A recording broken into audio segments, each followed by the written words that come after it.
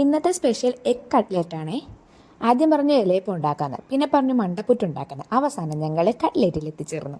സവാള, പച്ചമുളക്, വേവിച്ച ഉരുളക്കിഴങ്ങ്, മല്ലിയില, പുതിനയില, പിന്നെ ബ്രെഡ്, പിന്നെ മസാലക്കൂട്ടെല്ലാം ചേർത്ത് കേട്ടോ. മല്ലിപ്പൊടി, മഞ്ഞൾപ്പൊടി, മുളക് പൊടി, ഉപ്പ്, പിന്നെ കുറച്ച് ഗരം മസാല എല്ലാം ചേർത്ത് മിക്സ് ചെയ്യണം.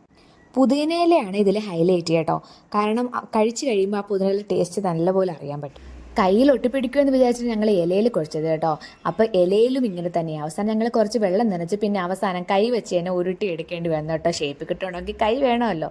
പിന്നെ ബ്രെഡിൻ്റെ പൊടിയിൽ വെച്ചാണേ, ബ്രെഡ്. ഇത്രയും നേരം കഷ്ടപ്പെട്ട് ആ ഷേപ്പിലാക്കി എടുക്കുമ്പോൾ ഉള്ള ഒരു സമാധാനം.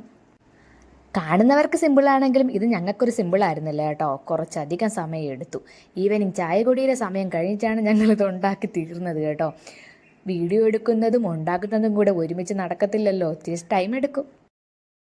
പിന്നെ എണ്ണയിൽ വറുത്തെടുത്താൽ മതി കേട്ടോ. ഇത് ഞങ്ങളുടെ റെസിപ്പിയല്ല, ഞങ്ങൾ യൂട്യൂബ് നോക്കി ഉണ്ടാക്കിയതാണേ. അപ്പോൾ വീഡിയോ ഇഷ്ടമായോ? താങ്ക്